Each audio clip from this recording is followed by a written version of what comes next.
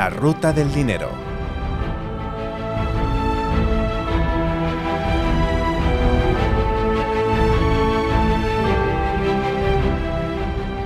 La inversión es uno de los viajes más apasionantes que se pueden y deben emprender en la vida. Nos conduce a destinos tan atractivos como inseguros y por esa obligación y necesidad de saber dónde nos adentramos, queremos descubrir el mapa del dinero, el mapa de sus oportunidades y riesgos, el mapa de lo que nos preguntamos ante esas decisiones que son tan importantes y que deben permitir que nuestro ahorro crezca en relación a los objetivos que nos hemos marcado. Soy Joaquín Gómez, estamos en La Ruta del Dinero y nos acompaña el editor senior de Morningstar, Fernando Luque, en esta tercera entrega de La Ruta del Dinero. Fernando, ¿qué tal estás? Muchas gracias, Joaquín. Sí, esta vez vamos a hablar porque yo creo que es un tema importante, no lo hemos tocado hasta ahora, pero en este mapa del dinero, ruta del dinero, yo creo que es fundamental hablar del sector tecnológico. Es verdad que si uno mira pues, la rentabilidad del mercado americano, pues la gente se da cuenta de que la rentabilidad del sector tecnológico pues, ha estado muy ligada a la rentabilidad pues, del mercado americano, ¿no? Y ahí pues, hay un tema que se plantea pues, directamente y es esa gran concentración del sector tecnológico en la bolsa americana. Es verdad que se ha hablado mucho de ello. Yo diría que no es un tema nuevo en el mercado americano, ni tampoco si miramos los mercados bursátiles mundiales. Por ejemplo, pues en el último episodio estuvimos hablando del mercado alemán. Pues bien, el mercado alemán está muchísimo más concentrado que el mercado americano. Tú coges las 5 mayores empresas alemanas y yo diría así de memoria, es prácticamente el 45% del DAX. Entonces, claro, se ha hablado mucho de la concentración de las 7 magníficas en la bolsa americana.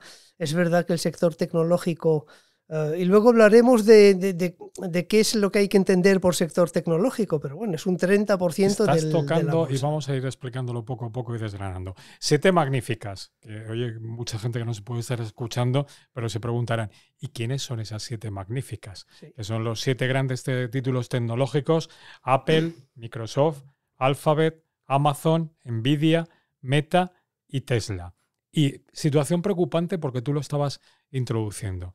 A mí me llama muchísimo la atención cuando he llegado a ver en un determinado momento que el 50% de la ponderación del S&P era el peso de estas compañías y que una cuarta parte de la bolsa mundial dependía de lo que acaba ocurriendo con estas compañías.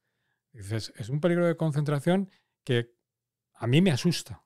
Sí, lo que pasa es que no es la primera vez, por lo menos en el mercado americano, que tenemos una concentración muy fuerte en un determinado sector. Yo no sé si recuerda, pero antes del crack de la burbuja.com, el sector tecnológico pesaba un 30%, que es más o menos lo que pesa ahora. Es verdad que la 7 magnífica va un poco más allá del sector tecnológico, pero tuvimos esa misma concentración y es verdad que tuvimos ese desplome y la gente, estoy seguro de que no recuerda que el peso del sector tecnológico, que empezó con un 30%, pues justo al pico de la burbuja, pues cayó aproximadamente el 12%. Es decir, fue una caída espectacular del sector tecnológico. Y eso, pues digamos, favoreció a otros sectores. Por ejemplo, el sector energético, recuerdo que subió muchísimo. Es verdad que llegó a un pico un poquito más allá del 2005-2006, con más de un 10% en el S&P 500.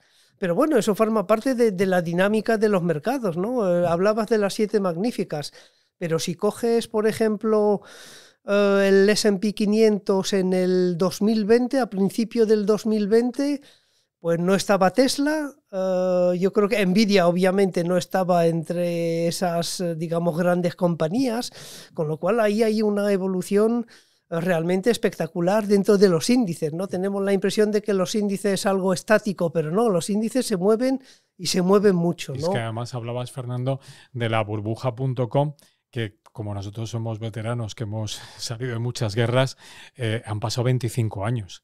Y cuando piensas en lo que ha cambiado Y la diferencia respecto a esta crisis que hemos tenido un poco con la llegada de la inteligencia artificial china, de DeepSeek, y que nos hemos un poco preguntado todos si tenía algún tipo de paralelismo con la burbuja.com, y yo creo que no se parecen absolutamente en nada, porque, y sobre todo para quien no lo haya vivido, aquella burbuja.com, que fue la llegada de Internet, lo que provocó es que las compañías proyectaban los beneficios al infinito y se produjeran auténticas locuras. A mí me gusta contar la anécdota en el caso español, de Telepizza. Sí. Telepizza, claro, es decir, proyectabas las ventas hasta el infinito, iban a ser los distribuidores de la última milla, iban a ser el Amazon de 25 años antes del momento actual de Amazon. Hoy esto no es nada parecido.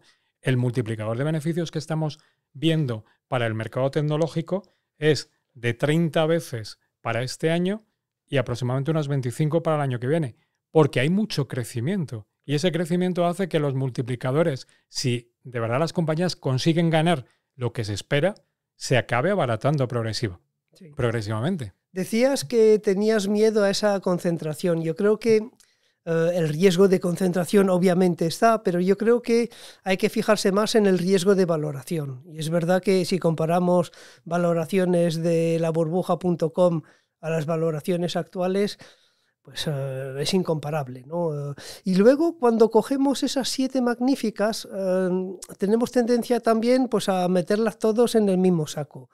Y nosotros, por ejemplo, ahí, a nivel de valoración, vemos diferencias realmente pues, espectaculares entre esas 7 magníficas. Por ejemplo, Apple, que es la mayor compañía por capitalización, a nosotros nos parece muy cara. Tenemos para Apple una sobrevaloración del 22%.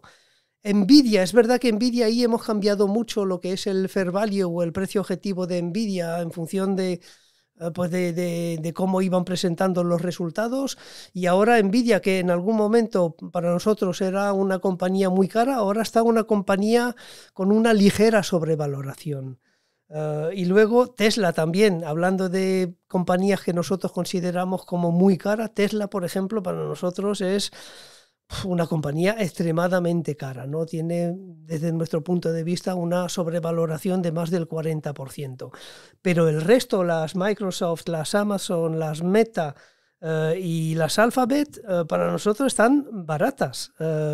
Con lo cual, invertir en el sector tecnológico, yo creo que ahí pues, es el terreno de los stock pickers. Es verdad que siempre decimos, pues este año va a ser el año de los electores de valores. Siempre lo es, siempre, todos los años es un año para la selección de valores. Pero claro, cuando miras, por lo menos desde nuestro punto de vista, esas diferencias de valoración, pues hay ahí, digamos, terreno para los electores de activos y de compañías. Pero yo creo que la gente que nos está escuchando, lo que sí que debe hacer es un poco la idea de que los multiplicadores de beneficio que se están pagando son exigentes de media, pero si las compañías son capaces de crecer el beneficio en torno al 20%, que más o menos está estimado que puedan ir creciendo en los años sucesivos, se van a ir normalizando esos multiplicadores. Lo sorprendente, y yo creo que aquí es donde de verdad vas a introducir un punto que va a llamar la atención, es que si lo que estamos buscando es crecimiento, no es precisamente el mercado americano y tecnológico el que ofrece más crecimiento, sino lo vamos a encontrar en un mercado que supuestamente es un value por el descuento de valoración que tiene, pero tiene crecimiento muy importante. Sí. Y me lo has contado anteriormente, pero quiero que la gente lo escuche. Claro, primero tengo que decir que esos conceptos de crecimiento, de valor, pues depende un poco de cómo se definen, ¿no? Nosotros tenemos nuestra definición de cómo pues es una compañía de valor y una compañía de crecimiento en función de pues una serie de ratios fundamentales, y si aplicamos, digamos, esa metodología, pues nos damos cuenta que el mercado americano no es realmente un mercado de crecimiento. De las 7 magníficas, en realidad yo creo que hay como 3 compañías de crecimiento.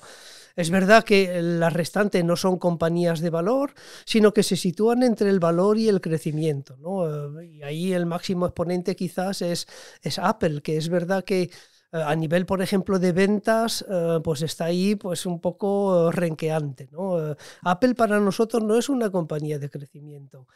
Y por el contrario, si miramos a Europa, si coges las 5 mayores compañías europeas... Ahí estaba la sorpresa, que el mercado de crecimiento es Europa. Todas son empresas de crecimiento. Las SAP de turno, la Louis Vuitton, Hermès, etcétera, son compañías de crecimiento. Y de las 10 mayores compañías europeas, solo hay una compañía que nosotros consideramos de valor, que es un banco.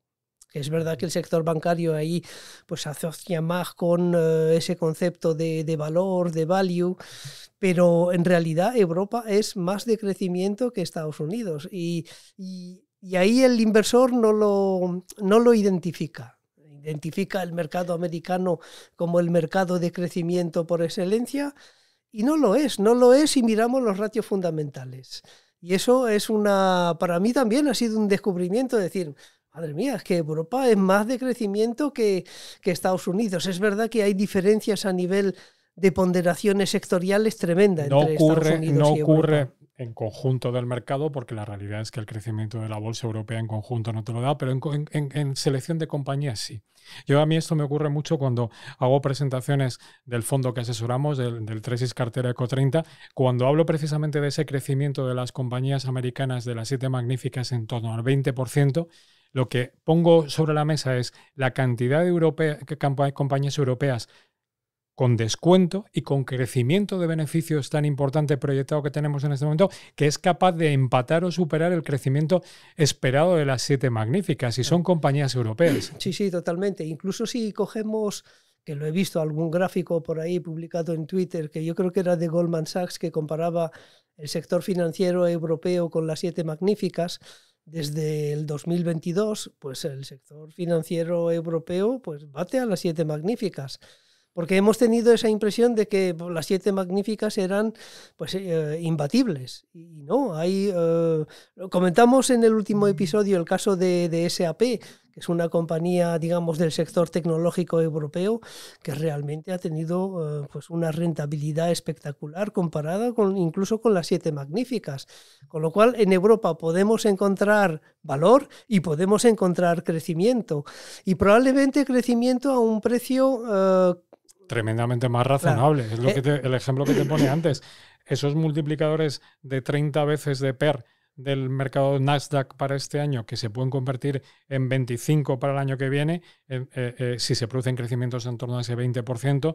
Si en el mercado europeo, que estamos hablando de multiplicadores de 14 veces beneficios, vamos a ver crecimientos de beneficios muy altos de doble dígito, estaremos comprando otra vez bolsa por debajo de las medias históricas del mercado. Y ahí también, igual que en el mercado americano, pues hay que hacer el stock picking correcto.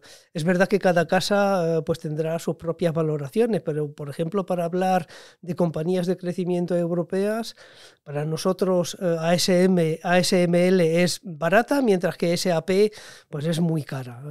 Incluso es una de las compañías europeas que seguimos que consideramos como más cara, pero bueno, otras casas tendrán otra opinión, pero aquí también juega el hecho de que pues estamos en un mercado de stock picking, claro, y va a haber diferencias grandes entre fondos de renta variable americana y de renta variable europea, ¿no? Porque esas diferencias de valoración te ofrece esa posibilidad. Como yo creo que los lectores que nos escuchan en la ruta del dinero lo que buscan fundamentalmente es el producto al que dirigirnos, vamos a analizar un poco por diferentes mercados el mundo de la tecnología geográficamente. Pero antes de empezar con ello, lo que sí que me gustaría un poco, Fernando, que nos orientaras un poco mejor por fondos o por ETFs. ¿Cómo abordar la inversión en tecnología? A ver, yo voy a ser claro ahí, casi prefiero más el instrumento fondo de inversión que el ETF, dejando a un lado lo que son las comisiones, que sabemos que en el caso de los ETFs pues es mucho más barato el producto que el fondo de inversión. Luego, en fondo de inversión no hay tanto fondo indexado. Hay alguno que mencionaré pues, en unos minutos. Pero, ¿cuál es el gran problema de los ETFs del sector de tecnología? Es que decía al principio que hay que definir muy bien lo que es el sector tecnológico. Y es verdad que, por ejemplo, cogiendo las 7 magníficas, pues uno dice, vale, pues son 7 compañías tecnológicas, que lo son, porque están basadas en la tecnología.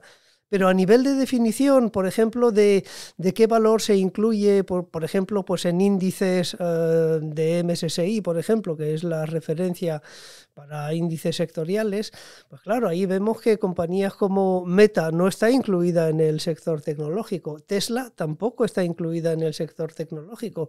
Es una compañía de consumo cíclico. Meta es una compañía del sector de comunicación. Es verdad que son todas tecnológicas, pero a la hora de, digamos, de configurar el ETF, te tienes que basar en lo que hacen los índices. Uh-huh. Y claro, ¿cuál es el problema del ETF que invierte en el sector tecnológico? Que esas grandes compañías americanas tienen tanto peso que el peso que están teniendo dentro de los índices es enorme. Es decir, tú puedes perfectamente tener dentro del sector tecnológico pues un 20% de Microsoft y un 20% de Nvidia. Eso el fondo no puede tenerlo. Y no lo veo como una desventaja, sino como una ventaja de diversificación. Es verdad que si Microsoft y Nvidia pues se disparan, pues es difícil competir con la rentabilidad del ETF. Pero pensando en las posibilidades que ofrecen los fondos a nivel de, pues de stock picking, de lo que hablábamos precisamente, pues ahí yo creo que hay, desde mi punto de vista, una ventaja del producto fondo de inversión respecto al ETF, que para mí está demasiado concentrado en muy pocos valores, y ahí sí que hay, digamos, un riesgo de concentración enorme, ¿no? Y yo creo que la gente que compra un ETF del sector tecnológico, que muchos, digamos, están referenciados a, digamos, al sector americano o incluso al sector global, porque claro, incluso si metemos compañías extranjeras, pues tienes un Taiwan Semiconductor que también tiene un peso enorme, ¿no? Es que el comienzo de año que estamos viviendo es absolutamente espectacular, por ejemplo, para la tecnología china. Sí. Yo creo que debe estar cuadruplicando o quintuplicando el comportamiento bursátil de la tecnología americana, con lo cual no hay que descartarla de las carteras por la bandera, ¿sabes? Claro. Es decir, con lo cual, Fernando, yo creo que vamos a ir directamente al grano y vamos a empezar por un fondo global de tecnología que nos recoja precisamente eso que se ha puesto un poco a la cabeza de la fortaleza bursátil en la tecnología este año, que son las compañías, o que recoja parte de esa fortaleza. Sí, totalmente. Ahí hay un fondo que para mí es un fondo tremendamente bueno, que es el Fidelity Global Technology, que invierte a nivel global. Por ejemplo, a nivel de cartera solo invierte un 60% en Estados Unidos y su mayor posición es Taiwan Semiconductor. Es decir, ahí sí que el gestor además tiene la particularidad de no haber invertido prácticamente nunca, salvo quizás en el 2016 con una posición muy pequeña en Nvidia. No le gusta Nvidia, por los motivos que sea, pero claro, y ahí me gusta porque es un gestor que, digamos, tomas decisiones ahí pues fuertes, que yo creo que si uno está pagando por una gestión activa es lo que espera del gestor, y por ejemplo, bueno, sí, asume un riesgo en no invertir en Nvidia, pero se mantiene, digamos, en su posición, y es un fondo, yo creo que muy interesante para invertir en la tecnología a nivel global. Hago una puntualización, pero cuando estamos grabando precisamente este podcast todavía no ha presentado los resultados anuales Nvidia, que lo hacen los próximos días, y que yo creo que es una de las direcciones que apunta a la brújula del mercado. Los resultados de Nvidia van a condicionar brutalmente el comportamiento del mercado. Es un valor que tira del mercado, ¿no? A ver, como la 7 magnífica, quizás no tanto valores como Tesla, pero es verdad que Nvidia... ¿Por qué tira del mercado? Porque Nvidia, si mira a sus clientes, pues son básicamente las 7 magníficas, con lo cual ahí no sé cuál es la palabra que utilizaban en Japón de ese...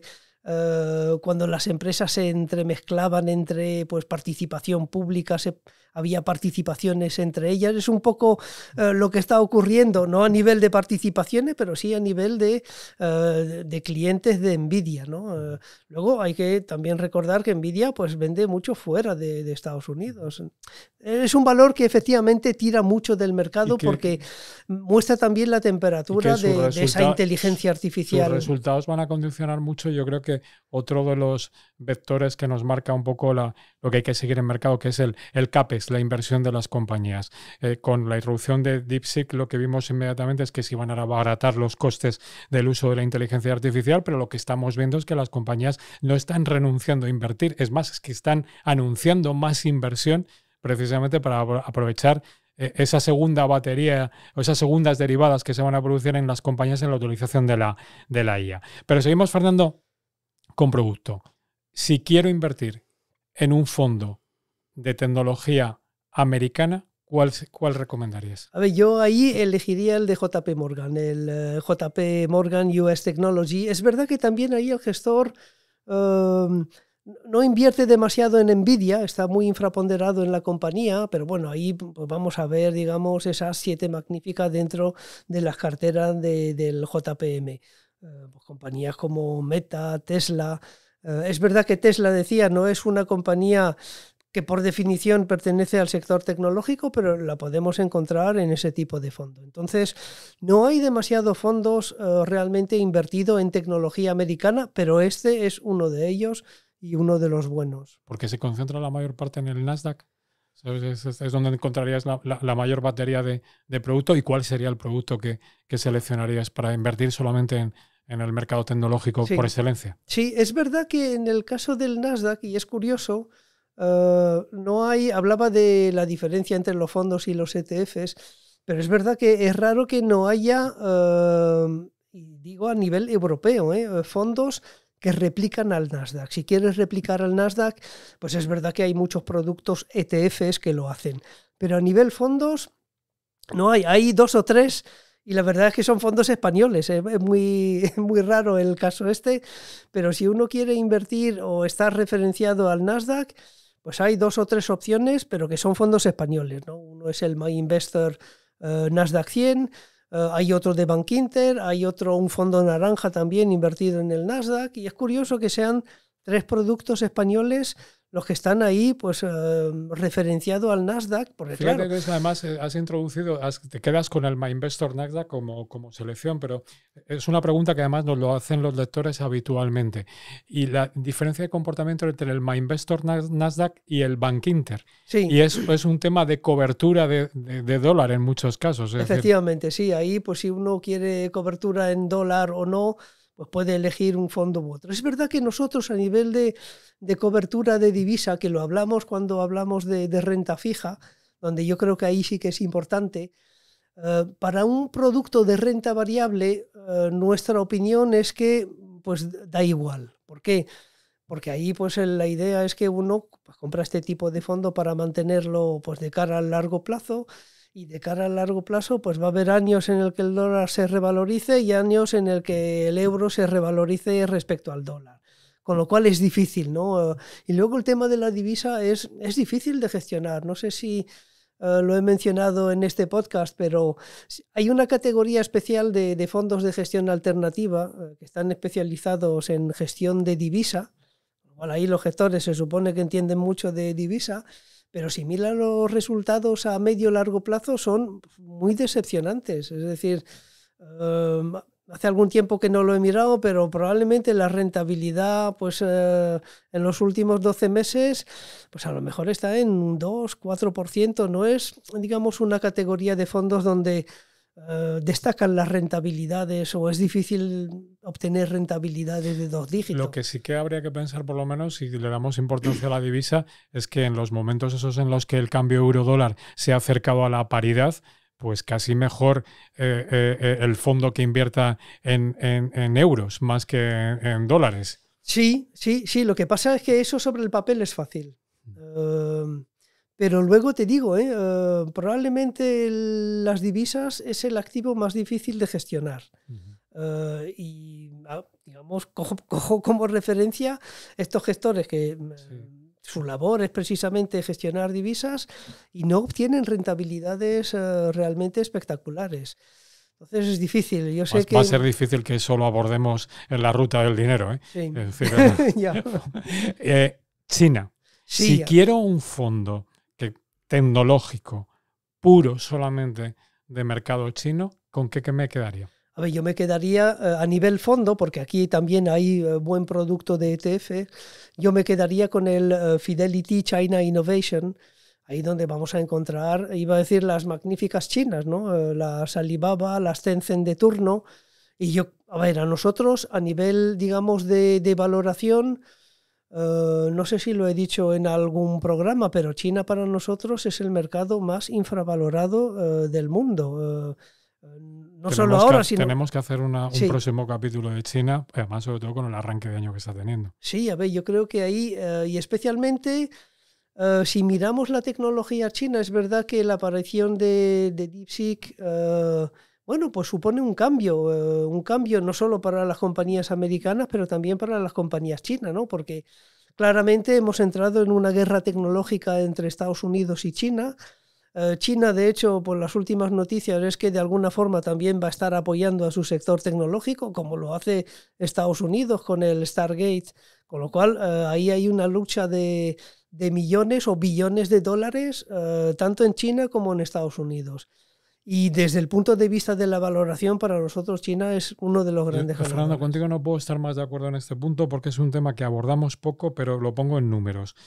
Igual que decía que para el mercado europeo estamos pagando un multiplicador de beneficios de 14 veces, hoy en China estamos pagando ya un multiplicador de 13 veces. Pero es que si proyectamos las expectativas de beneficios, el PER del año 26 del mercado chino ya es inferior al del IBEX 35, que todos sabemos que es el mercado que se puede comprar más barato de Europa, con lo cual si se cumplen las expectativas de beneficios, China es seguramente el mercado mundial más barato que se puede comprar en el mercado. Sí, por ejemplo, Alibaba, si ves el gráfico, quizás no ahora porque ha subido bastante en este mes de enero y febrero, pero yo lo miré pues a finales del año pasado y estaba a precios prácticamente de UPV, del año 2014 o 2015, por ahí. O sea, es realmente alucinante y sabiendo... que desde, digamos, el propio gobierno chino, pues hay una voluntad de, digamos, de apoyar al sector. De hecho, pues desde el gobierno, pues de alguna forma han llamado a los bancos regionales no solo para comprar oro, sino también para comprar acciones chinas, ¿no? Con lo cual ahí hay una voluntad política de sostener el mercado, que no ha sido siempre así, porque no sé si recuerda esa gran caída del mercado chino, vino por un poco por el freno que puso el gobierno pues a una serie de industrias donde figuraba también la tecnología, y ahí pues hubo un desplome realmente brutal, pero yo creo que hay que aprovechar ese desplome, y yo personalmente es una de, digamos, de los activos con los que me encuentro más a gusto en términos de valoración. Porque claro, esas grandes tecnológicas chinas, al igual que las americanas, generan un cash flow tremendo. Fernando, y para cerrar, tecnología europea. Sí, hay un producto, no hay mucho, no hay muchos fondos de tecnología europea, pero sí que hay uno de JPM, es verdad que ahí se reparten entre Fidelity y JP Morgan, pero en este caso es el JP Morgan, el Europe Dynamic Technologies, perdón. Y ahí vamos a encontrar pues las tecnológicas europeas, las SAP, ASML, Infineon. Es un producto yo creo que interesante. Es verdad que nosotros, no sé si lo he dicho, la tecnología europea en conjunto no está barata desde nuestro punto de vista, pero claro, si miras las diferencias de valoración entre ASML y SAP, pues ahí hay diferencias tremendas, ¿no? Entonces ahí para un gestor activo pues es un sector interesante. No sé si lo he comentado anteriormente, pero lo que estamos haciendo cuando hablamos de todos los fondos es en la URL que va asociada a este podcast presentar los SISIN de todos los fondos, que facilita mucho a nuestros lectores cuando están buscando ese producto. Sé que los citamos con mucha rapidez y luego además cuando tú en tu banco buscas el fondo a veces hay dificultades. Copiando y pegando el ISIN tenemos la absoluta seguridad de que estamos comprando el fondo que nos está marcando Fernando. Sí, a ver, los 5 fondos que hemos mencionado son fondos que, iba a decir que es fácil encontrar en las principales principales plataformas, tanto independientes como de los grandes bancos, ¿no? Porque también hay que decir que los grandes bancos han hecho ahí un esfuerzo de abrir el mercado a producto extranjero y yo creo que es relativamente fácil encontrar cualquiera de estos 5 fondos en esas plataformas. Pero como nuestro objetivo en la ruta del dinero es facilitarle a los inversores la búsqueda del producto del que estamos hablando, yo creo que a veces esos números que son complicados se los puedes copiar y pegar en el buscador del fondo y tenemos la absoluta seguridad de que estamos encontrando el producto seleccionado. Fernando, yo creo que hemos abierto ya casi que para próximos capítulos vamos a hablar de China, ya lo hemos hecho, y solo emplazarte a la próxima entrega de La Ruta del Dinero. Muchas gracias, Joaquín. Gracias Aquí estaremos. Gracias a ti, Fernando.